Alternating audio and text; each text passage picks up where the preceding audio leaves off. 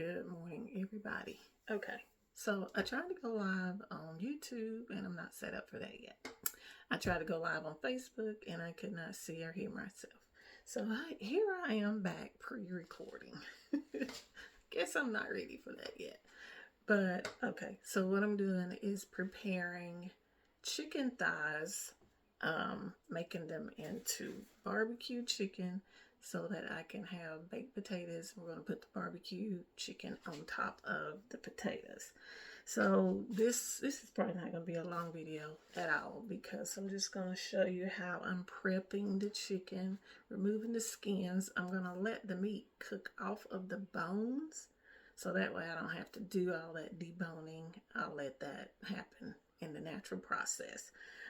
So I may come back to you and do different parts of it, step by step along the way until we get to the actual putting it on the baked potatoes and getting ready to eat it. So here we go. Let me adjust. Lord be with me so my camera does not fall off in the process. I know I'll be having technical difficulties sometimes. So let's see. Let me get everything in the frame, okay? Oh, that is not what I wanted it to do. Everything goes just fine when I'm practicing. And then when I get in real time, it wants to make me look crazy. I be telling my oldest son I'm really not that technically challenged. I have worked with technology in this lifetime, but they don't be wanting to cooperate with me. They want to make a fool out of me. Okay, hold on. I gotta tighten everything back up. Okay. Okay, here we go. Okay, so I got my little handy kitchen scissors. And I got my pans here, so I'm just going to, I don't even know if I need those yet. I'm just going to remove this skin. My hands are clean. I have washed my hands. Y'all never have to worry about that, so we're not going to keep addressing that over and over when I don't have gloves on, okay? This is for my household and my family, so. And it's a bunch of men. They do not care, trust me. I mean, they care that my hands are clean, but they don't care if I got gloves on. Okay, so if it's anything extra that you need to remove and you can't pull it off with your hands, these scissors are designated just for food in my kitchen. I have another drawer over there with scissors that are for everything else, non-food related. So they know the black handles are for food. Don't be using those all over the house and getting us contaminated and sick. So these stay in the drawer with spoons, forks, knives, all of that, and other kitchen accessories. We got that established a long time ago. So, okay. So from here, pretty much just watch. I don't really have a story for y'all today. I wish I did, but I don't. Okay, so you might have a question. Why are you using chicken thighs? Because it's what was in the refrigerator. It's what I had on hand. I should really rename this whole channel to Cooking with What You Have on Hand. Because that's me. That's what I do.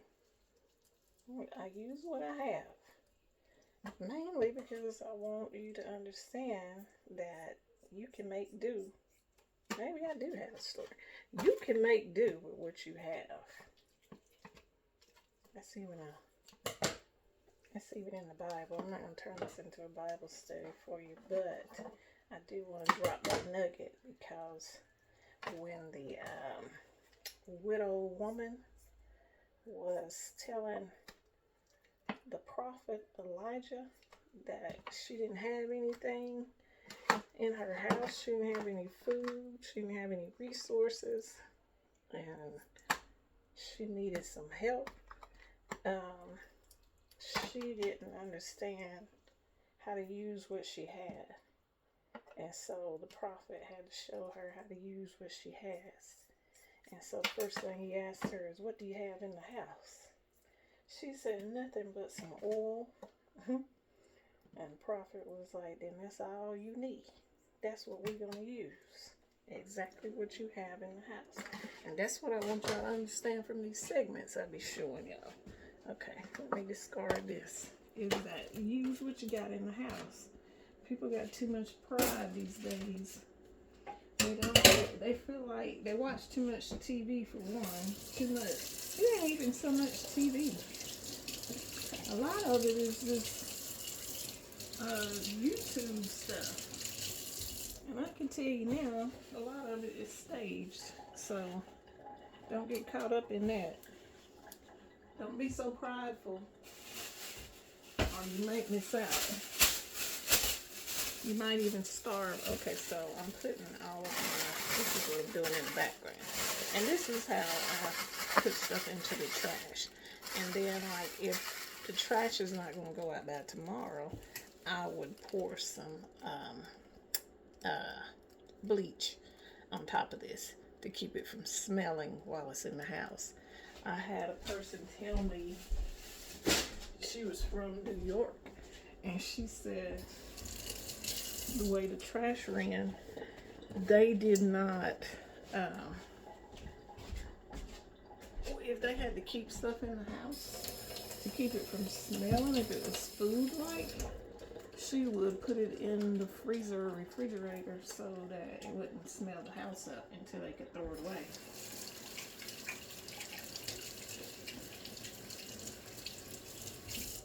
So I thought that was pretty cool information. And I was like, okay. I didn't think about that. So my method, my way is I just put the stuff in the bag and I put some bleach on top of it in the garbage. Because generally it's only there overnight, so that's cool. Okay, so black pepper on both sides. And if you like your barbecue spicy, add more pepper. Get you some cayenne.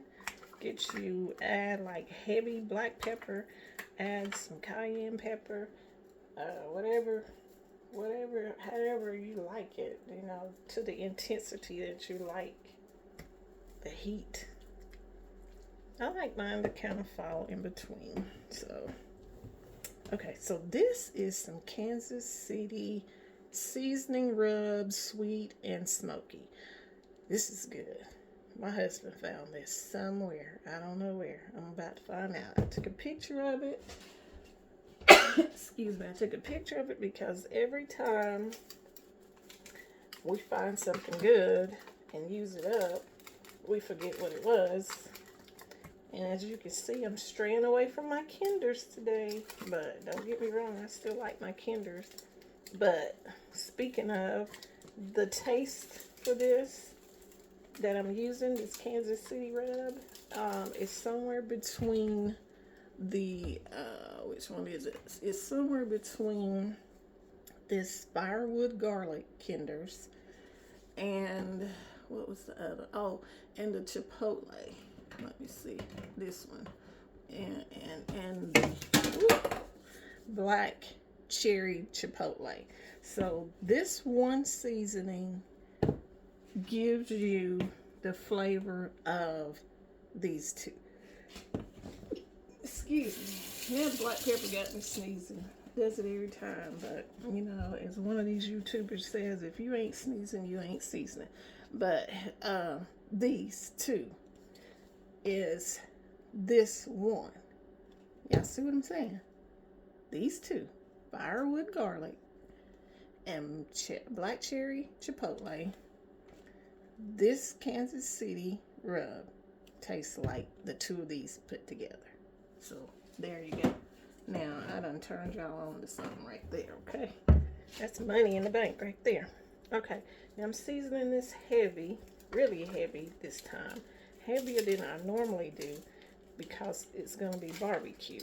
And because for one thing, this this chicken is going to cook out a lot of liquid and some fat, and so some of my flavor is going to go into what comes out.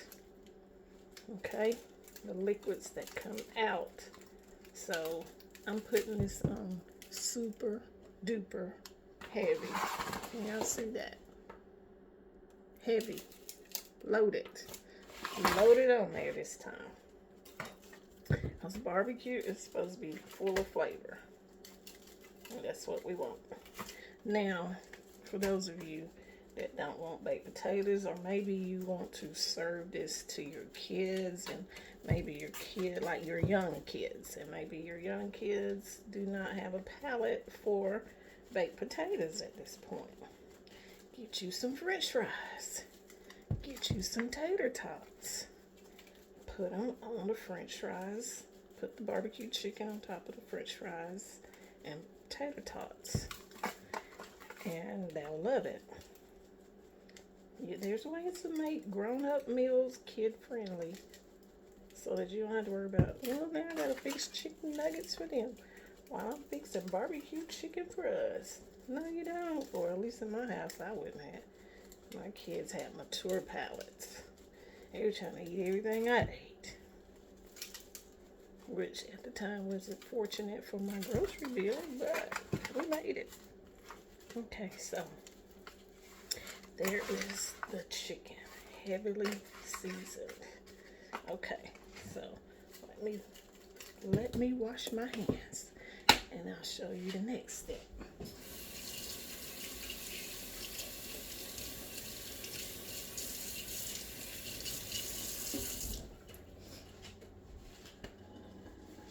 Okay, so, and in this case, I have my oven set to 325.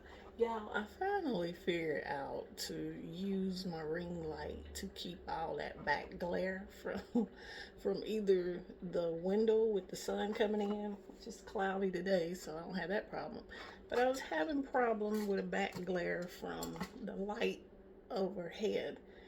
And I was trying to go live, so I turned the ring light on, but then it made me discover that it gets the glare off.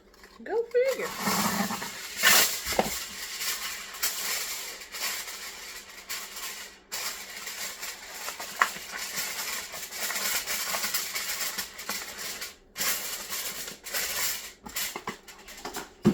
Okay. Now, to be perfectly honest with you, I don't know how long this needs to stay in the oven.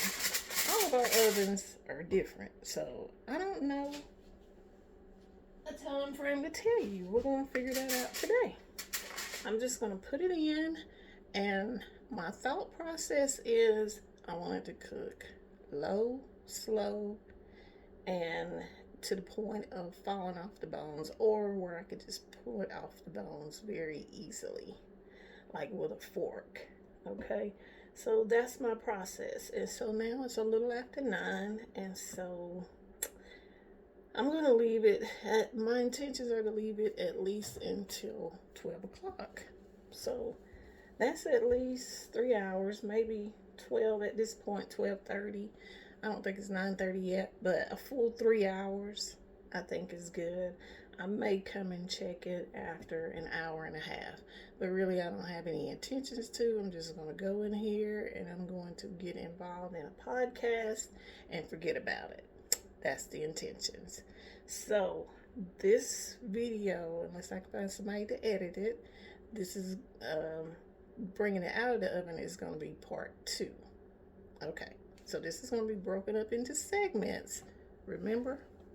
So bear with me, and I'm going to, Lord, do something about this head, and then I'm going to get in a podcast, and then I'll be back around 12:30. That should be plenty enough time for this process. Okay, see y'all later.